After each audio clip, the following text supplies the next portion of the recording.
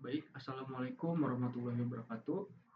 Perkenalkan, saya Muhammad Ihsan Alfat akan menjelaskan mengenai ejaan dan pungutasi, yang mana ejaan dan pungutasi ini telah dijelaskan di sesi sebelumnya, mata kuliah Bahasa Indonesia dan Keberagaman. Ejaan dan pungutasi adalah teknik dalam penulisan sebuah kata dalam bahasa Indonesia yang perlu diperhatikan agar kita dapat menyampaikan pesan dan kesan apa saja kepada si pembaca. Mengapa ejaan dan pungutasi itu penting? Ada 3 alasan mengapa ejaan dan pungutasi ini penting. Yang pertama ada kejelasan. Ejaan dan ejaan dan punktuasi yang tepat akan membuat tulisan lebih mudah dipahami.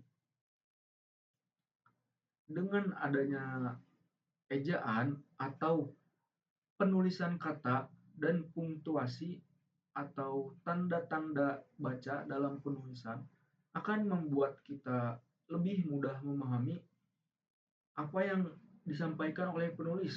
Contohnya ada punktuasi seperti tanda baca koma, titik, tanda seru, dan tanda tanya.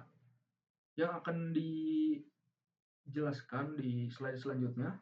Yang kedua ada profesionalitas. Tulisan yang baik akan mencerminkan profesionalitas dan kredibilitas penulis. Pembaca akan mempunyai pendapat buruk mengenai penulis apabila ejaan dan punktuasinya itu tidak tidak sesuai atau tidak profesional, yang mana ini akan menyebabkan penulis sedikit tidak bukan tidak effort, penulis tidak percaya atau sulit memahami apa kata-kata yang disampaikan oleh si penulis ini. Dan yang ketiga ada kesan baik. Penggunaan ejaan dan punktuasi yang tepat akan memberikan kesan baik kepada pembaca. Nah, balik lagi, pembaca akan merasa sangat diperhatikan oleh si penulis apabila ejaan dan punktuasinya ini benar. Dalam ejaan dan punktuasi, ada aturan huruf kapital. Yang pertama, huruf kapital harus ada di awal kalimat, atau setiap awal kalimat itu harus menggunakan huruf kapital dalam satu hurufnya saja pada awal kalimat. Dan yang kedua, ada nama orang dan tempat. Apabila kita menulis nama orang dan tempat, kita diharuskan menggunakan huruf kapital. Contoh, Universitas Nusa Putra. Dalam kata universitas ini, huruf U-nya harus menggunakan huruf kapital. Kenapa? Yang pertama, karena U-nya itu di awal kalimat. Yang kedua, karena Universitas Nusa Putra itu adalah nama tempat, itu huruf U. Dan pada kata Nusa Putranya juga, pada huruf N-nya ini kita diharuskan menggunakan huruf kapital. Karena Nusa Putra itu merupakan nama tempat. Oke. Dan yang ketiga, judul buku dan artikel. Kata pertama dan kata penting dalam judul buku dan artikel harus diawali dengan huruf kapital. Dalam pembuatan judul buku yang di heading di atas ya, ini kita harus menggunakan huruf kapital supaya penyampaian penulis itu lebih mudah tersampaikan bahwa ini merupakan judul buku dan artikel, bukan merupakan bagian dari buku itu, tapi merupakan sebuah judul, bukan isi. Nah, kemudian ada tanda baca umum ya. Di sini ada tanda baca koma, titik, tanda tanya, dan tanda seru. Pada tanda baca koma, ini biasanya digunakan untuk memisahkan klausa, kata-kata, atau frasa dalam sebuah kalimat. Yang kedua ada tanda titik, digunakan untuk mengakhiri kalimat deklaratif atau imperatif.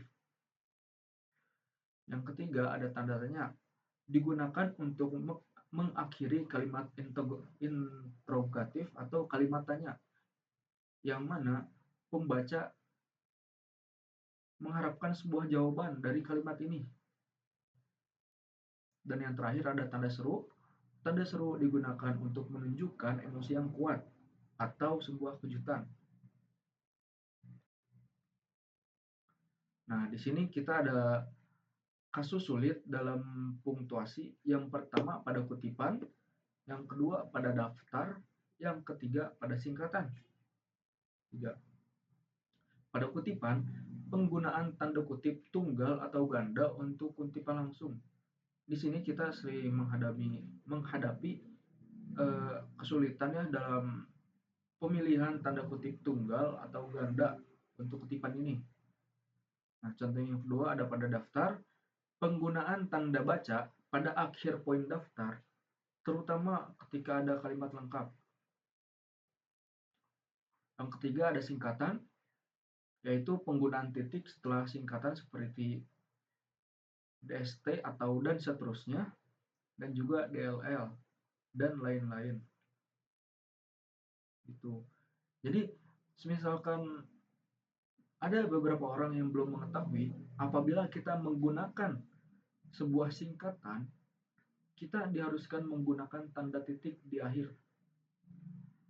Supaya pembaca mengetahui bahwa ini sebuah singkatan, bukan merupakan kata-kata yang random saja gitu. Jadi pembaca juga harus mengerti apa yang kita sampaikan dalam penulisan ini.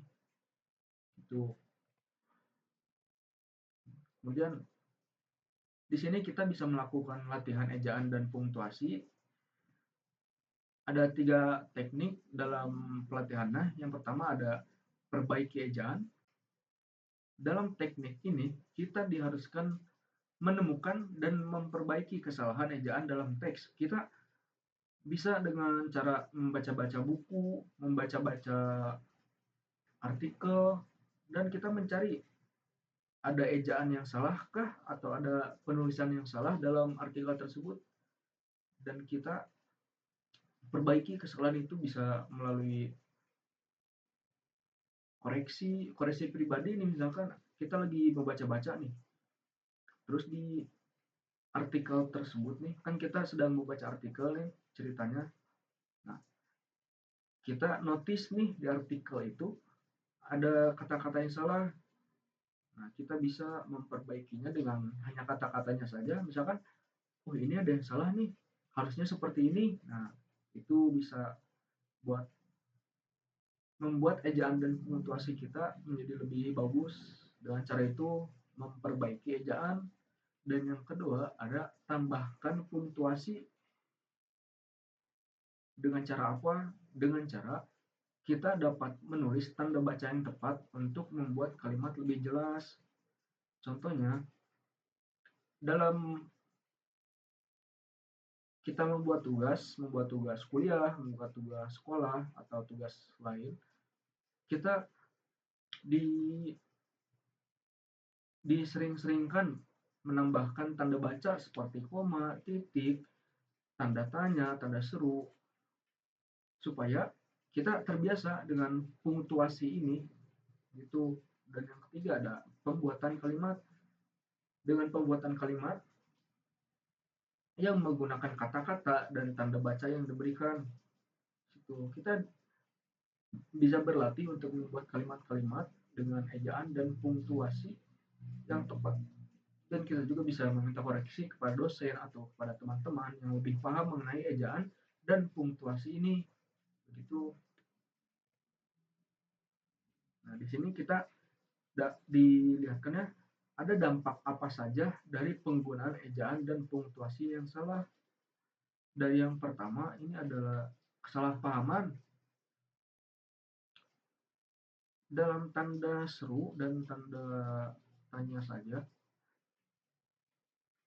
Bisa saja si penulis mempunyai perspektif pengertian yang bercabang.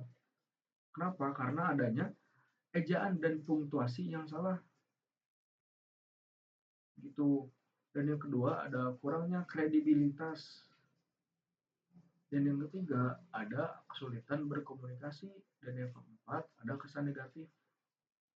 Itu.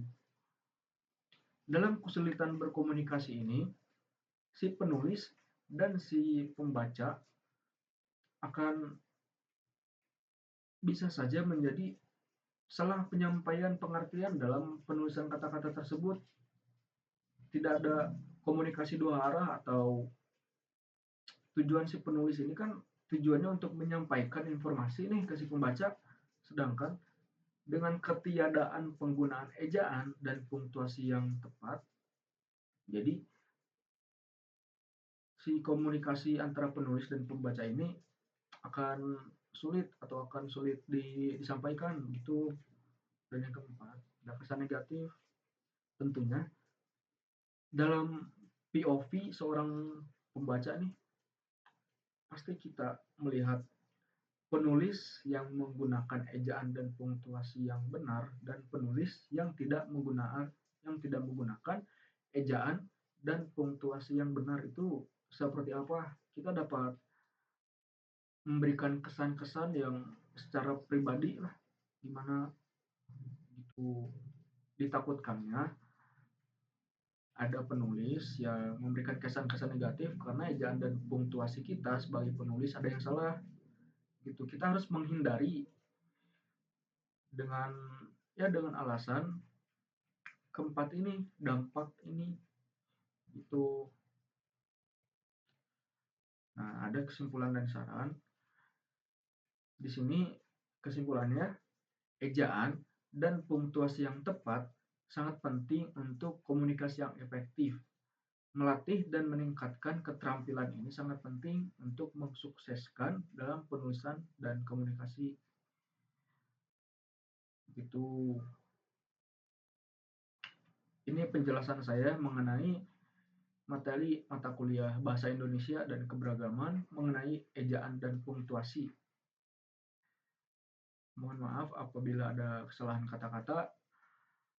Saya Muhammad Ihsan Alfat dari kelas SI 23F NIM 2023 0050 Mohon undur diri. Kurang lebihnya mohon maaf.